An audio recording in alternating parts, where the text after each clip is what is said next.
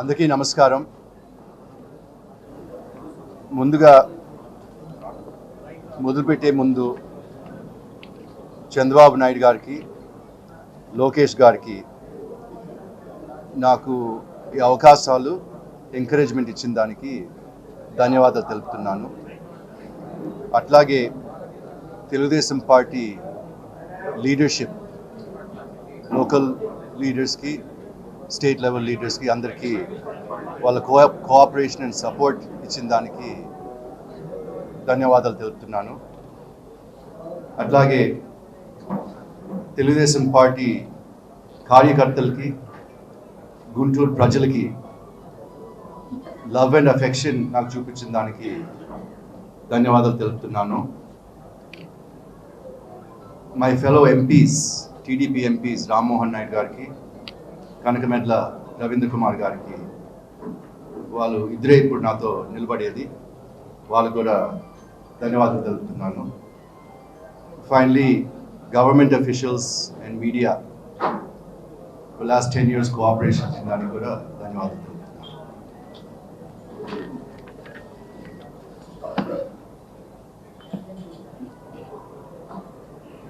Last 3 years నుంచి నేను ఎక్కువగా కనిపించడం లేదు, ఎక్కువగా పొలిటికల్ యాక్టివిటీస్లో పార్టిసిపేట్ చేయడం లేదు.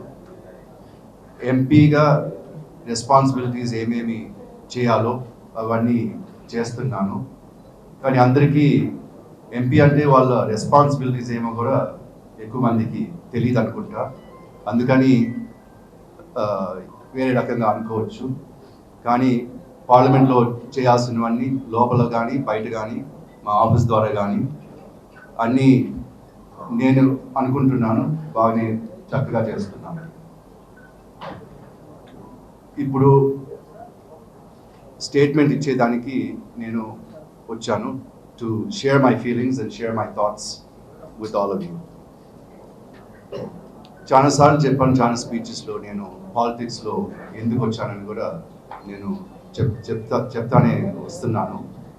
First and foremost the inspiration and influence మా తాతగారు పాటూరి రాజగోపాల్ నాయుడు గారు, అట్లాగే మా తాతగారికి రాజ్య గురు ఆచార్య ఎన్జి రంగా గారికి.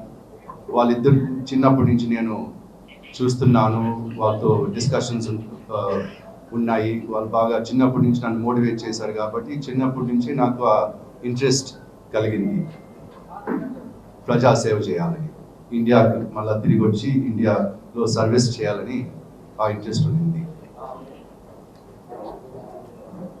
తర్వాత నేను మా అమ్మగారు గల్లా అరుణ్ కుమారి గారు అమెరికాలో 16 ఏళ్ళు పనిచేసిన తర్వాత ఇండియాకి తిరిగి వచ్చి ఆమె కూడా ఇక్కడ పాలిటిక్స్లో చేరేది జరిగింది.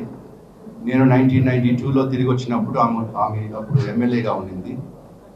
4 times ఎమ్మెల్యేగా చేసింది. 2 సార్లు మినిస్టర్, సీనియర్ మినిస్టర్గా కూడా రాజశేఖర రెడ్డి గారి క్యాబినెట్లో, అట్లాగే రోసాయి గారి క్యాబినెట్లో, కిరణ్ కుమార్ గారి క్యాబినెట్లో పని కూడా చేసింది. మా తాతగారు 50 సంవత్సరాలు రాజకీయ చరిత్ర ఉంది మా తాతగారికి. బిఫోర్ ఇండిపెండెన్స్ నుంచి ఆయన ఫ్రీడమ్ ఫైటర్గా, ఒక ఫార్మర్గా, ఫిలాసఫర్గా, టీచర్గా, సోషల్ వర్కర్గా, poet, playwright, novelist, legislator, parliamentarian, రాజ్యగురు, ఇవన్నీ పాటించారు. అంటే 50 సంవత్సరాలు పాలిటిక్స్ చేస్తూ ఇవన్నీ కూడా చేస్తూ ఉన్నారు పేలలుగా. ఎందుకంటే డెమోక్రాటిక్ సెటప్లో 3 బ్రాంచెస్ ఉన్నాయి, మీకు అందరికీ తెలుసు. Legislative, executive, judicial. ఇంత ముందు తెలియకపోతే అమరావతి కాంట్రవర్సీ వచ్చినప్పటి నుంచి అప్పటి నుంచి అన్నా మీరు తెలుసుకుని ఉంటారు. ఎగ్జిక్యూటివ్ బ్రాంచ్ అంటే that is the government, chief minister, councillor ministers, secretaries, వీళ్ళందరూ గవర్నమెంట్ కింద, ఎగ్జిక్యూటివ్ బ్రాంచ్ కింద వస్తారు. లెజిస్లేటివ్ బ్రాంచ్ అంటే legislative assemblies, legislative councils, Lok Sabha, Rajya Sabha, ఇవన్నీ లెజిస్లేటివ్ బ్రాంచ్ కింద వస్తాయి.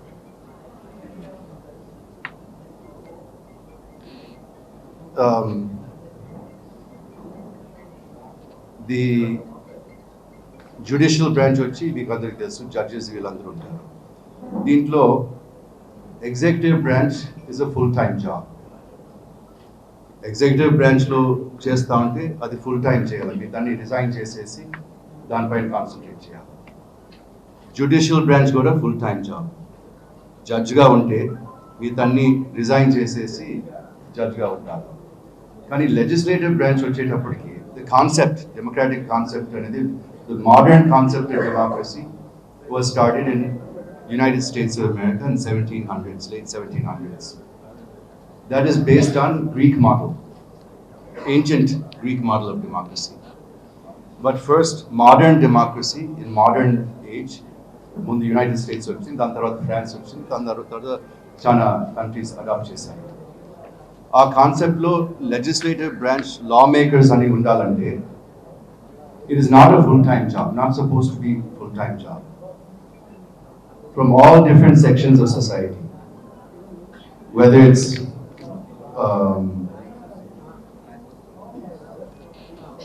it's a teacher, lawyer, farmer, accountant, doctor.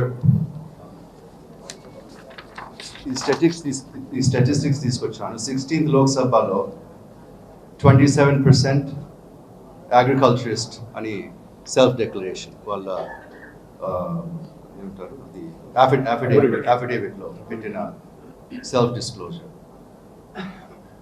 Full time politician and social worker 24% ఇది లోక్సభలో.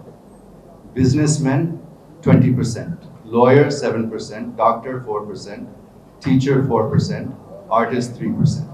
Is the breakup. అంటే అందరూ పనిచేస్తూ ఈ ఎంపీగా కూడా ఉంటున్నారు. That is the concept, because practical experience and practical knowledge, diverse views తీసుకొచ్చి laws చేస్తే all sections of society will be covered. లేకపోతే some sections will be left out అని ఇట్లా పెట్టారు. అట్లాగే వాళ్ళు ఉద్యోగాలు చేసి లేకపోతే ఇంకా వేరే వ్యాపారాలు ఏమైనా చేస్తూ వాళ్ళ పర్సనల్ ఎక్స్పెన్సెస్కి లైఫ్ స్టైల్ మెయింటైన్ చేసేదానికి డబ్బులు కూడా అవసరం ఉంటుంది. So this is the concept. And ఆ కాన్సెప్ట్తో మా తాతగారు ఎగ్జాంపుల్గా చూసి నేను కూడా రెండు చేయొచ్చు అనుకున్నాను. బిజినెస్ మ్యాన్గా ఉండొచ్చు, అట్లాగే పాలిటిక్స్ కూడా చేయొచ్చు అనుకున్నాను.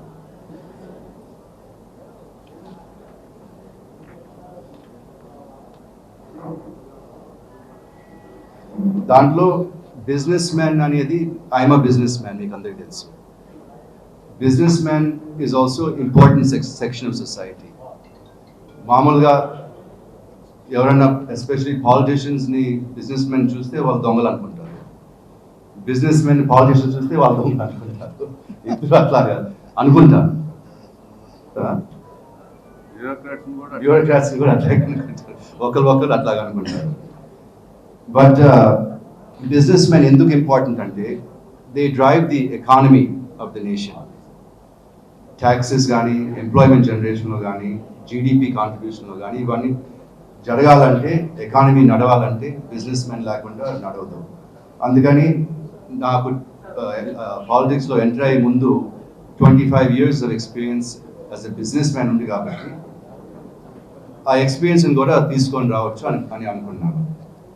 జరిగింది కూడా అట్లాగే జరిగింది. పార్లమెంట్లో పార్టిసిపేట్ చేసేటప్పుడు, బయట ఫోరమ్స్లో పార్టిసిపేట్ చేసేటప్పుడు, that knowledge is very useful for me to frame my thoughts, to frame my questions, to frame the discussion and debates. నేను ఇండియాకి వచ్చేటప్పుడు పాలిటిక్స్లో ఎంటర్ అవ్వాలని వచ్చాను, కానీ 20 సంవత్సరాలు పట్టింది ఎంటర్ అయ్యేదానికి. ఏపీ బైఫర్కేషన్ జరిగినప్పుడు అది ఒక టర్నింగ్ పాయింట్ మాదిరి, ఇన్ఫ్లెక్షన్ పాయింట్ మాదిరి అయిపోయింది నాకు. ఇప్పుడు కాకపోతే ఇంకెప్పుడు అనుకొని నేను ఎంటర్ అయ్యాను 2014లో. అప్పుడు based on my qualifications and capabilities ఎంపీగా వెళ్తేనే బాగుంటుంది అని అనుకొని చిత్తూరు అండ్ తిరుపతి రెండు రిజర్వ్ కాబట్టి I had to consider some other place. And I studied, అంటే 2-3 చోట్ల నేను బాగా డీప్గా స్టడీ చేశాను. స్టడీ చేసిన తర్వాత I felt TDP is right party and Guntur is right place for me. ఇప్పుడు విన్నింగ్ పార్టీ అని కాదు, విన్నింగ్ సీట్ అని కాదు, బట్ ఐ ఫెల్ట్ ఇది right leader and right place అని నేను కోరుకొని టీడీపీ పార్టీలోకి వచ్చాను. నేను కోరుకొని గుంటూరులో వచ్చి కంటెస్ట్ చేసేది జరిగింది. గుంటూరు అయితే ఫ్యామిలీ రిలేషన్స్ ఉన్నాయి, ఎన్జి రంగా గారు మా తాతగారు సంబంధాలు ఉన్నాయి. It's an urban place, 50% urban 50% rural అయితే నా పర్సనాలిటీకి కొంచెం సూట్ అవుతుంది అనుకున్నాను. And politically vibrant political centre of Andhra Pradesh కాబట్టి జరిగేవన్నీ ఇక్కడే జరుగుతాయని కూడా అనుకొని ఇక్కడికి వచ్చాను. ఒక అడ్వాంటేజ్ ఉండింది, ఎందుకంటే ఇక్కడ ఇంతకుముందు మా అమ్మ కానీ నేను కానీ పాలిటిక్స్ చేయలేదు కాబట్టి ఒక క్లీన్ స్లేట్, నో బ్యాగేజ్తో వచ్చాను.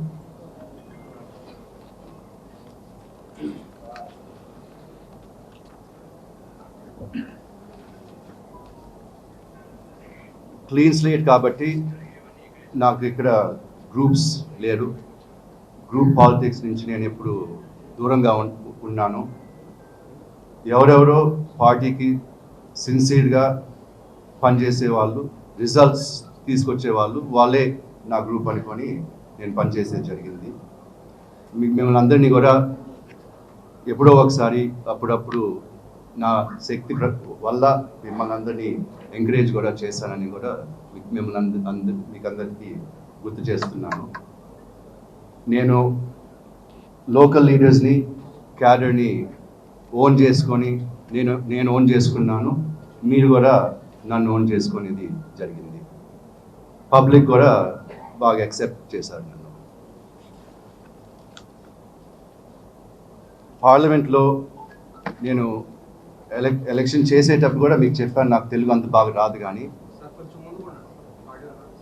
నేను పార్లమెంట్కి వెళ్ళేటప్పుడు ఫస్ట్ ఎలక్షన్ అప్పుడు క్యాంపెయిన్ చేసేటప్పుడు కూడా మీకు అందరికి చెప్పాను, నాకు తెలుగు అంత బాగా రాదు, కానీ ఇంగ్లీష్ బాగా వస్తుంది, మాట్లాడాల్సింది ఢిల్లీలో మాట్లాడాలి, ఇక్కడ కాదు. ఢిల్లీలో మీ సమస్యలన్నీ తీసుకెళ్తాను, పోరాటం చేస్తాను, రిప్రజెంట్ చేస్తాను చెప్పేది జరిగింది. నా లెక్క ప్రకారం నేను అవన్నీ పార్లమెంట్లో ఆల్ సబ్జెక్ట్స్ పైన, ప్రతి సబ్జెక్ట్ పైన, లోకల్ సబ్జెక్ట్ అయినా, స్టేట్ అయినా, నేషనల్ అయినా, ఇంటర్నేషనల్ సబ్జెక్ట్స్ అయినా నేను అన్ని సబ్జెక్ట్స్లో పార్టిసిపేట్ చేసిన, అన్ని డిబేట్స్లో. వేరియస్ కమిటీస్లో ఉన్నాను, standing committees, commerce, external affairs, defence and recently information technology కమిటీలో ఉన్నాను. ఎక్కడికి వెళ్ళినా సజెషన్స్ ఇస్తూనే ఉన్నాను, రికమెండేషన్స్ ఇస్తూనే ఉన్నాను. చాలా వరకు నేను చెప్పిన కామెంట్స్, సజెషన్స్ అవి ఇంప్లిమెంట్ కూడా అయినాయి. అది లిస్ట్ అవుట్ చేస్తే చాలా టైం పడుతుంది, తర్వాత ఏదన్నా నోట్ పంపిస్తాను. What are the policy initiatives that have been taken by government which were initiated by me అని సెపరేట్ నోట్ కూడా ప్రిపేర్ చేస్తాను. Main thing, two main issues which I fought for. 10 ఏళ్ళ నుంచి special category status, AP reorganisation యాక్ట్లో implementation of all commitments అనేది first budget speech నుంచి last budget speech వరకు ప్రతి బడ్జెట్ స్పీచ్లో గట్టిగా మాట్లాడేది జరిగింది. అదే 10 సంవత్సరాలంటే సామదాన భేద దండ అని అంటారు. అట్లాగా ఆ ఎస్కలేషన్ ప్రాసెస్లో ముందు సామతో మొదలుపెట్టాము, మళ్ళా ఫైనల్గా దండాకి వెళ్ళాము, మళ్ళా ఇప్పుడు సామాధానలోనే ఉన్నాము. ఇంకా అది జరగలేదు, కానీ మనం అందరూ పోరాటం చేస్తూనే ఉంటాం.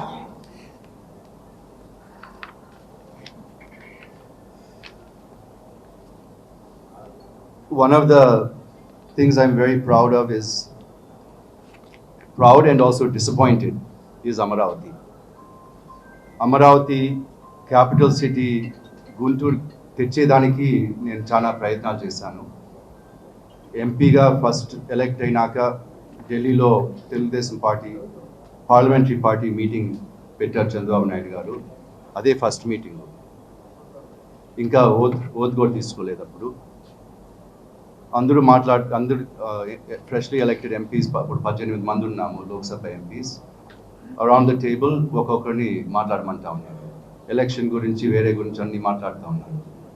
నాకు వచ్చేటప్పటికి నాకు టైం ఉండదని ఇమీడియట్గా నేను, సార్ ఇప్పుడు మన కొత్త స్టేట్కి క్యాపిటల్ కావాలా, 10 సంవత్సరాలు వెయిట్ చేస్తే 10 సంవత్సరాలు వెనక్కి పడిపోతాము. ఎంత తొందరగా డిసైడ్ చేసి ఎంత తొందరగా వెళ్ళిపోతే అంత మంచిది ఆంధ్ర వాళ్ళకి. డెవలప్మెంట్ మొదలవుతుంది. ఈ 10 years లోపల ఒక సిటీ కూడా కట్టేయచ్చు అని చెప్పాను. అట్లాగే లొకేషన్ కూడా నేబరింగ్ స్టేట్స్ క్యాపిటల్స్ చూస్తే హైదరాబాద్, చెన్నై అండ్ బెంగళూరు, ఆ ట్రయాంగిల్లో మధ్యలో కృష్ణా నది పోతుంది. కృష్ణా నది పైన మనం క్యాపిటల్ కడితే బాగుంటుంది. సెంటర్ పాయింట్, స్టేట్లో centre point and equal distance to Bengaluru, Chennai and Hyderabad కాబట్టి తొందరగా డెవలప్ అవుతుంది. గ్రోత్ కారిడార్స్ 3 డైరెక్షన్స్లో ఉంటాయి, తొందరగా డెవలప్ అవుతుంది. పేరు కూడా పాత పేరు, హిస్టారికల్ నేమ్ అమరావతి అని పెడితేనే బాగుంటుందని కూడా ఆ ఫస్ట్ మీటింగ్లోనే చెప్పేది జరిగింది. అప్పటి వరకు క్యాపిటల్ సబ్జెక్టే రాలేదు. మళ్ళా లక్కీగా మనం అమరావతి అనేది డిసైడ్ అయింది.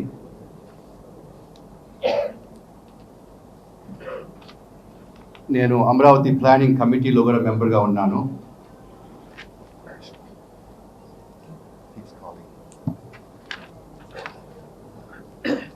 అమరావతి ప్లానింగ్ కమిటీలో మెంబర్గా ఉన్నాను.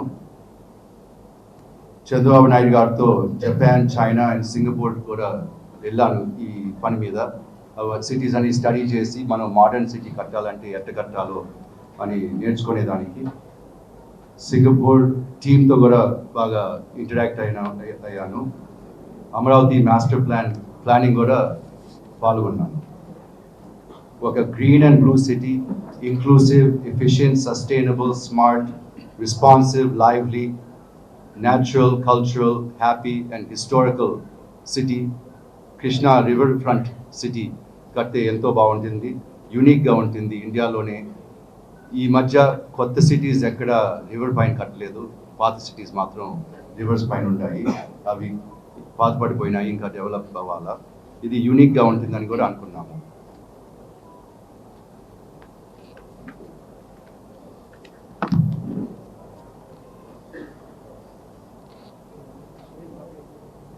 Now I want to share some observations and not complaints but observations. ఎంపీగా అయినాక what I observed అంటే చాలా లిమిటేషన్స్ ఉన్నాయి. ఎంపీగా ఉంటే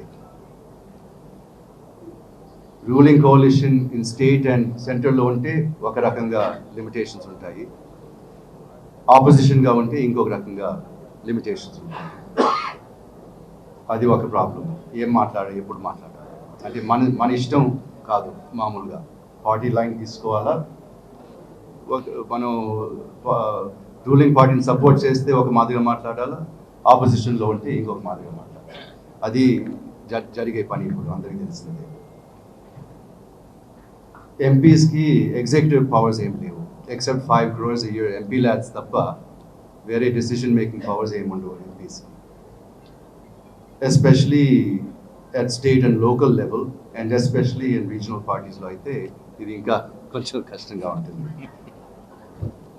Not complaints, only observations. Only observations. Atlage India lo ratio of MP to constituency population in India chuste 24 lakhs per MP population. This chart చదవాల్సిన పని లేదు. This is a chart with top 20 most populous countries. పొడుగ్గా ఉండేది India, 24 lakh population per MP. మిగతా top 20 most populous countries ఎక్కడున్నారు చూడండి. Numbers కూడా కనిపించాల్సిన పని లేదు, ఈ చార్ట్ చూస్తేనే తెలిసిపోతుంది. India 25 lakhs ante China is only 4 lakhs. US is only 7 lakhs. Atlage rest are all under 5 lakhs. But India is at 25 lakhs per each MP at national level. So public అందరినీ కలవాలి, అందరితో టచ్లో పెట్టుకోవాలంటే ఇది చాలా కష్టమైన పని, especially with a country like us to develop personal touch with so many people. మన గుంటూరు పార్లమెంట్ 338 villages ఉన్నాయి, ఇంకా so many municipalities ఉన్నాయి. ఇవన్నీ చూడాలంటే ఒక టర్మ్లో అన్ని చూడాలంటే కూడా కష్టమే. ఇన్ని విలేజెస్ ఒక 5-year టర్మ్లో చూడాలంటే కూడా చాలా కష్టం.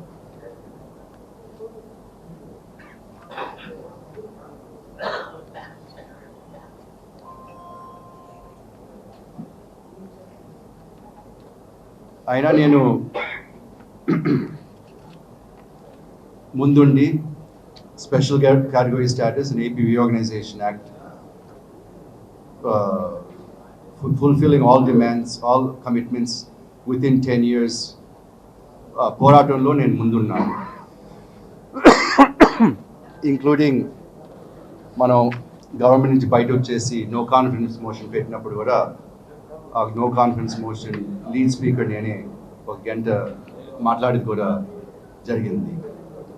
దానివల్ల 2 సార్లు ఈడీ నన్ను పిలిపించి 8 hours ఒకసారి 10 hours ఒకసారి ఇంటెరిగేషన్ కూడా జరిగింది, ఎందుకంటే నో రిఫండ్ కాబట్టి. ఇప్పుడు కూడా all businesses are under scanner. ED అయినా సిబిఐ అయినా వీళ్ళందరూ కూడా ఇప్పుడు కూడా బిజినెస్ అయినా నా ఫోన్స్ అయినా ఇవన్నీ ట్యాప్ చేస్తూ ఉంటారు. బట్ అయినా మా ఫ్యామిలీ సపోర్ట్తో, మీ సపోర్ట్తో, అమరాజా ఎంప్లాయీస్ సపోర్ట్తో మేము భయపడలేదు అండ్ నేను కంటిన్యూ చేశాను. పాలిటిక్స్ అండ్ బిజినెస్ ఎప్పుడు మేము సెపరేట్గా పెట్టాము. ఈ కండిషన్స్లో కూడా మేము పొలిటిసైజ్ చేయలేదు, ఇట్లా జరుగుతా ఉంది మాకు అని పొలిటికల్గా వెళ్ళలేదు.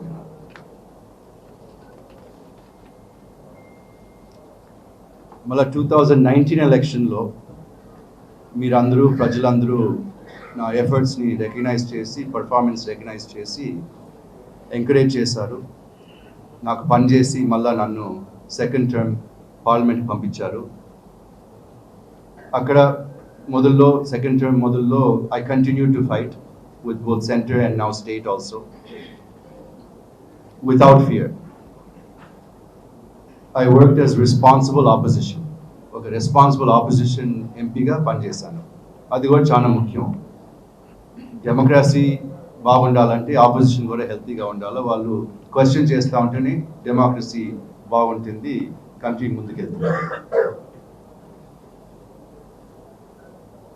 అమరావతి రైతులతో చలో అసెంబ్లీ ప్రోగ్రాంలో కూడా పాల్గొని అమరావతి ఏపీ సోల్ క్యాపిటల్ ఉండాలని కూడా పోరాటం చేశాము. నన్ను కొట్టినా, తిట్టినా, జైల్లో వేసినా కూడా పర్వాలేదు, అది పబ్లిక్ పీపుల్స్ కాజ్ అయితే నేనేమనుకోను.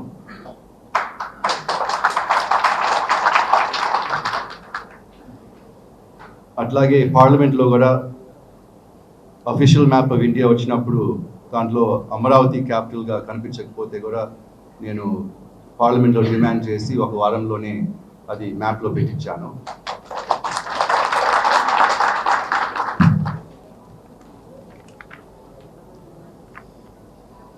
ఇవన్నీ ఎట్లా చేశానంటే నాకు కాన్ఫిడెన్స్ ఉండింది, అది ధైర్యం ఉండింది. మేము లా అబైడింగ్ సిటిజన్స్, కంపెనీస్ అన్నీ లా ప్రకారం నడుపుతాము. ఎప్పుడు we don't cross the line of the law at any time. ఏది తప్పు చేయడం లేదు కాబట్టి మనల్ని ఏం చేయగలరు అని ఓవర్ కాన్ఫిడెన్స్ కూడా అనుకోవచ్చు కొంచెం ఉండేది. ఇప్పుడు ఒక బిజినెస్ని స్టార్ట్ చేయాలన్నా, రన్ చేయాలన్నా, from local government, state government, central agencies 70 approvals ఉండాలి. ఒక బిజినెస్ స్టార్ట్ చేయాలన్నా లేకపోతే అది రన్నింగ్ చేయాలన్నా అవి రిన్యూవల్కి వస్తూ ఉంటాయి. 70 అప్రూవల్స్, 70 అప్రూవల్స్ ఉండాలి, which include Pollution Control Board, water department, forest department, electricity board, labour, revenue, fire, ఇట్లాంటివి 70 ఉన్నాయి. ఈ ఏజెన్సీస్ అన్నీ వెపన్స్గా కూడా తయారు చేయొచ్చు, ఆయుధం అయిపోతాయి. అంటే 70 డిపార్ట్మెంట్స్ ఉంటే 70 అప్రూవల్స్ ఉంటే 70 వెపన్స్ ఉన్నట్టు లెక్క. బిజినెస్ వాళ్ళు చూసేది. అండ్ అట్లాగే జరిగింది. So we are fighting legally, Amara Raja group we are fighting legally. Politicise చేయము. కానీ ఇది ఓన్లీ ఎక్స్ప్లెనేషన్. మీకు కరెక్ట్గా చెప్పాలి. నేను ఇక్కడికి వచ్చినప్పటి నుంచి ఒకటి అనుకున్నాను, పాలిటిక్స్ నా వీలైతే నేను పాలిటిక్స్ మార్చుతాను, కానీ పాలిటిక్స్ మాత్రం నన్ను మార్చేదానికి వీలు కాదని నేను ఎంటర్ అయ్యాను.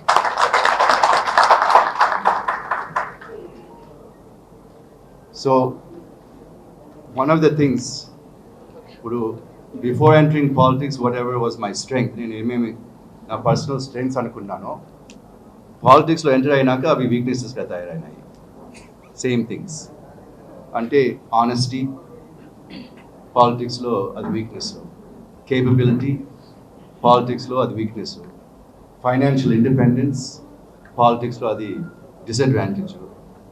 అంటే ఏమేమి మనం అనుకొని వాల్యూ సిస్టము ఇవన్నీ చిన్నప్పటి నుంచి మన పేరెంట్స్ పెద్దవాళ్ళు నేర్పించింది, ఇట్లా ఉండాలి అట్లా ఉండాలని నేర్పించి మనం అట్లా తయారైన తర్వాత అవన్నీ లయబిలిటీస్ మాదిరిగా తయారైపోయినాయి పాలిటిక్స్లో ఎంటర్ అయ్యేటప్పటికి.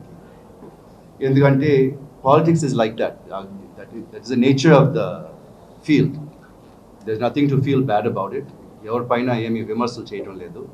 కానీ ఇది అట్లా దిస్ ఇస్ ఇప్పుడే కాదు, ఎప్పటి నుంచి అట్లాగే ఉంది. పాలిటిక్స్ ఇప్పుడు మారిపోయింది, ఇప్పుడు ఇట్లా అయిపోయింది అని అంటారు. కానీ నా లెక్క ప్రకారం మా తాతగారు అప్పుడు కూడా ఇట్లాంటివి జరుగుతూనే ఉన్నాయి. ఓన్లీ కొంచెం డిఫరెన్సెస్ ఉండొచ్చు, but same strategy, same tactics, only different scale, different approach. అయినా మేము పొలిటిసైజ్ చేయకుండా లీగల్గానే ఫైట్ చేస్తున్నాము. ఇప్పుడు కూడా కోర్టులోనే పోరాటం జరుగుతూనే ఉంది. ఈ కోర్ట్ కేసెస్ అన్నీ గెలుస్తామని ధైర్యం, కాన్ఫిడెన్స్ ఉంది. And will come out clean అని కూడా కాన్ఫిడెన్స్ ఉంది. బట్ అట్ వాట్ కాస్ట్ అని కూడా ఒకసారి ఆలోచించాలి. మీరు ఇప్పుడు 70 అప్రూవల్స్ ప్రతి సంవత్సరం రిన్యూవల్కి వస్తామంటే ప్రతి బ్యాటిల్ విన్ చేసినా కూడా we can lose the war. We can win every battle, but still we can lose the war. Such is the control and influence that governments have over business. అప్పుడే చెప్పాను ఎంతమంది 25% business, 24% పార్లమెంట్లో business men ఉన్నారు. అంటే ఆ business అందరికీ ఇట్లాంటి problems ఉంటాయి. So if you have to be effective, you cannot, ఇట్లాంటివన్నీ తలపైన ఉంటే ఎఫెక్టివ్గా పని చేయలేరు. అంటే నేనే కాదు, even that 24% of businessmen who are currently in parliament or in assembly or in legislature in any state, all of them will tell you same thing. Controversies avoid చేయాలా. అండ్ మనం అనుకునింది గవర్నమెంట్ని అటాక్ చేస్తే మన పైన కూడా వాళ్ళు వచ్చేదానికి రిస్క్ ఉంటుంది. అయినా మేము కాంప్రమైజ్ కాలేదు. ఇప్పుడు బిజినెస్ మెన్ పొలిటికల్ ప్రాసెస్లో పార్టిసిపేట్ చేయాలంటే we need to have freedom to express our feelings and to take stands against government of the day. అంటే గవర్నమెంట్కి అగేన్స్ట్గా మాట్లాడేకి హక్కు ఉండాలా, వాళ్ళని సపోర్ట్ చేసే హక్కు కూడా రెండు ఉండాలా. లేకపోతే పరిస్థితి కష్టం అయిపోతుంది.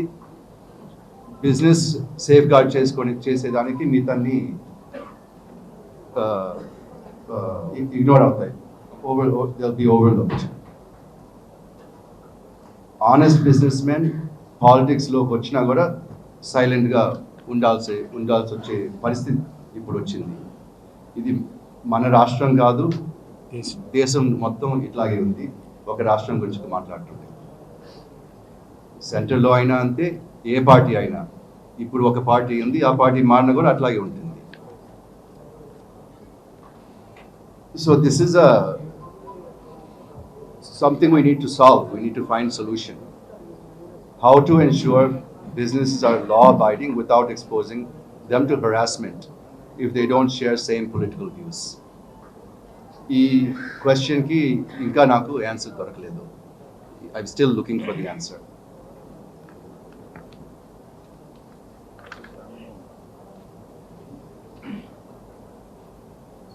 Coming to main point, నేను 2024 ఎలక్షన్లో కంటెస్ట్ చేయనని ఒక డిసిషన్కి వచ్చాను after consulting with my family and other well wishers. ఎందుకంటే I'm not able to effectively do the job I'm suppose to do. నేను పాలిటిక్స్లో ఎంటర్ అయిన దానికి, పబ్లిక్ని సర్వ్ చేసేదానికి, ఢిల్లీలో ఆంధ్ర గలం వినేదానికి, చెప్పేదానికి, to be the voice of Andhra people in parliament was my main objective. కానీ పొలిటికల్ లిమిటేషన్స్ వల్ల I can speak against centre, business limitations వల్ల I can speak against the state. క్వైట్గా మధ్యలో కూర్చొని నో మ్యాన్స్ ల్యాండ్లో మాదిరిగా వాళ్ళు అరుచుకుంటా ఉంటే గమ్ముని కూర్చొని చూస్తూ ఉండాల్సి వచ్చింది. కొంతమంది చెప్తారు ఇట్లాంటి పరిస్థితులు వస్తాయి, ఒక్కొక్కసారి రూలింగ్లో ఉంటారు, ఒక్కొక్కసారి ఆపోజిషన్లో ఉంటారు, ఒక్కొక్కసారి సైలెంట్గా ఉండాల్సి వస్తుంది, లాంగ్ కెరీర్లో ఇవి అప్స్ అండ్ డౌన్స్ ఉంటాయి, అవి చూడగడుతూ అంటారు. కానీ నేనేమనుకుంటానంటే ఇట్స్ వెరీ సెల్ఫిష్ అప్రోచ్. ఇప్పుడు నేను ఏదైనా పని తీసుకుంటే ఆ పని బాగా చేయాలనుకుంటాను. గమ్ముని కూర్చోవాలంటే అది చాలా కష్టమైన పని నాకు. ఇంతకుముందే చెప్పాను, జైల్లోకి వెళ్తాను, కొట్టినా తిట్టినా పర్వాలేదు, కానీ గమ్ముని కూర్చోమంటే మాత్రం అది నా వీలు కాదు, నా వల్ల కాదు. అండ్ నేనుండే ఇప్పుడు పరిస్థితుల్లో ఆ బిజినెస్ చూసుకుంటా ఉండాలా, పాలిటిక్స్ చేయాలంటే కాంట్రవర్సీస్లో వెళ్లకుండా ఉండాల్సి వస్తుంది. లాస్ట్ 3 years మాదిరిగా మళ్ళీ నేను గెలుపు కోసం వరిగా లేదు, మీరందరూ ఉండేటప్పుడు తప్పకుండా నేను నిలబడితే గెలుస్తానని చాలా కాన్ఫిడెంట్గా ఉన్నాను. కానీ గెలిచిన తర్వాత ఏంటి, మళ్ళా పార్లమెంట్కి వెళ్ళి అక్కడ గమ్మును కూర్చోవాలంటే, 5 సంవత్సరాలు గమ్మును కూర్చోవాలంటే అది నా వల్ల కాదు. ఇంకెవరన్నా ఇట్లాంటి పరిస్థితులు లేని వాళ్ళు చూసుకొని వాళ్ళని పంపిస్తే వాళ్ళన్నా మాట్లాడేదానికి అవకాశం ఉంటుంది, మిమ్మల్ని రిప్రజెంట్ చేసేదానికి అవకాశం ఉంటుంది. ప్రస్తుతానికి నేను ఫుల్ టైం పాలిటిషియన్గా ఉండలేను కాబట్టి I have to make a choice, either business are politics. And it's not a permanent choice. ఇప్పుడు పరిస్థితుల్లో I have to choose my business, I have to choose my family. ఇంతకుముందు కూడా చెప్పాను that legislative branch is not full time job and it's not something that you'd have to be in continuously. 10 సంవత్సరాలు serve చేశాను. Now I'm taking a break to look after my family and look after my business. మళ్ళా అవకాశం వస్తే మళ్ళా వచ్చేదానికి రెడీగా ఉంటానని అనుకుంటున్నాను.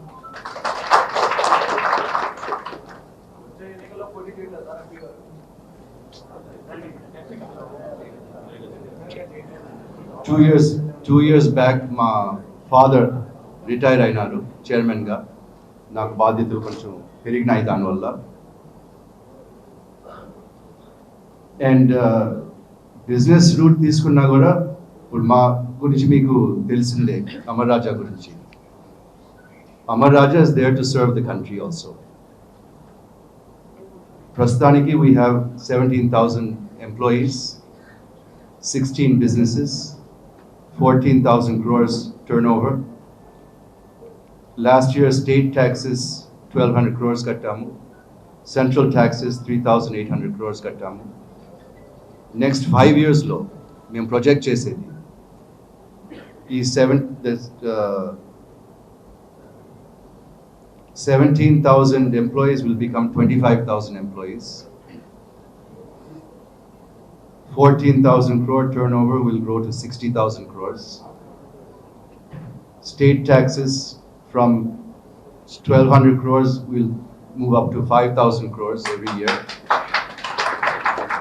Central taxes from 3,800 crores to more than 16,000 crores. And this is also service. In Ujogali Chedi, employment to government taxes and GDP growth, economic engine నడిపేది is also service to the country అని నేను అనుకుంటున్నాను. కాబట్టి next several years దానిపైన concentrate చేసి ఈ numbers అన్నీ రియాలిటీకి తీసుకొని రావాలి. అట్లాగే ఇప్పుడు వరకు all eggs in one basket అని ఒక సేయింగ్ ఉంటుంది. అట్లాగే మేము all factories in one district, one Chittoor డిస్ట్రిక్ట్లోనే పెట్టాము.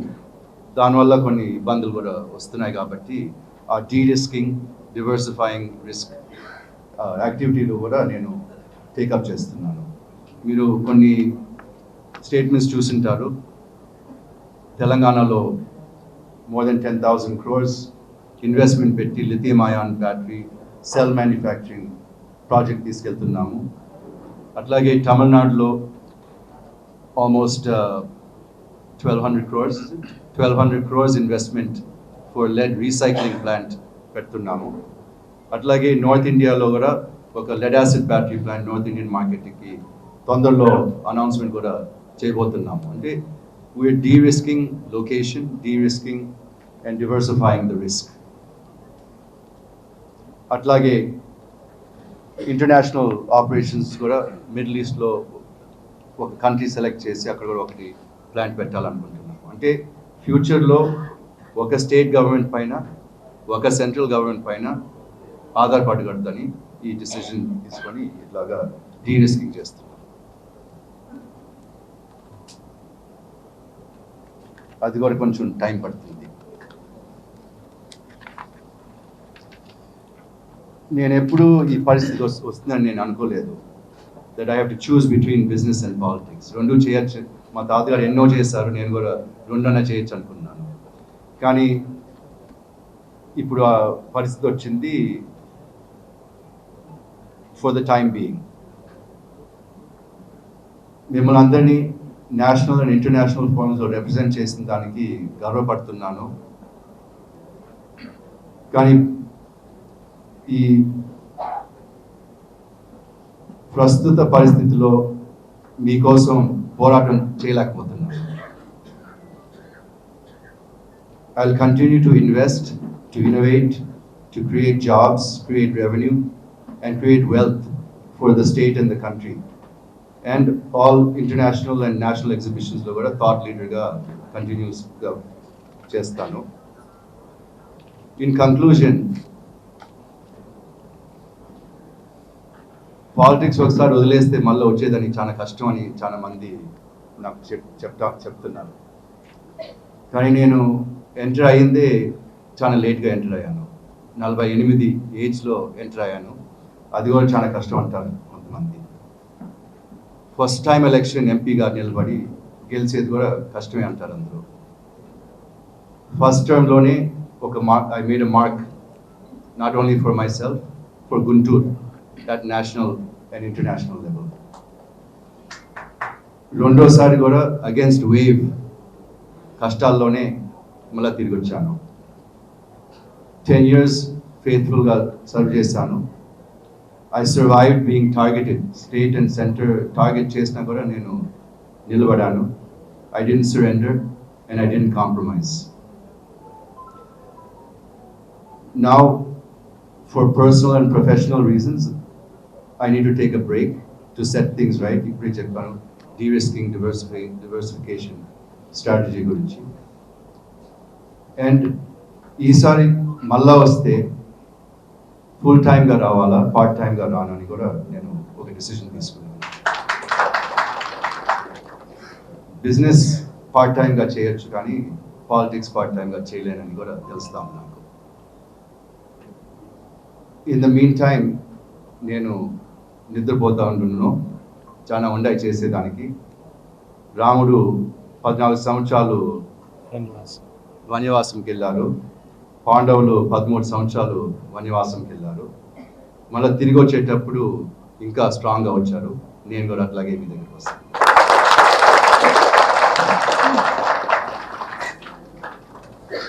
Thank you. వ్యాపారం అనేది వ్యక్తిగత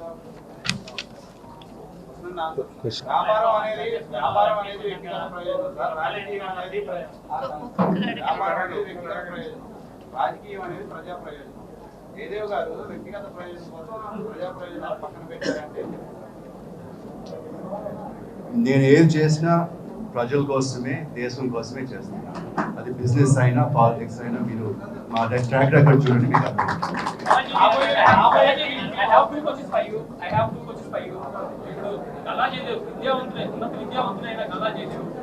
రాజకీయాలు చేయలేక బయటకు వెళ్తున్నాడా, లేదంటే రాజకీయాలు నచ్చక బయటకు వెళ్తున్నాడా, లేదంటే వ్యాపారానికి ఇబ్బందులు బయటకు వెళ్తున్నాడా, ఎలా భావించాలి? ఇవన్నీ చెప్పిన తర్వాత మళ్ళీ మీరు క్వశ్చన్ అడిగితే మళ్ళీ మొత్తం స్పీచ్ కాపీ ఇవ్వండి ఆయనకి.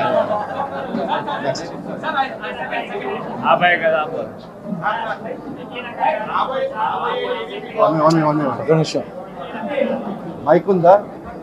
ఒక మైక్ ఉందా?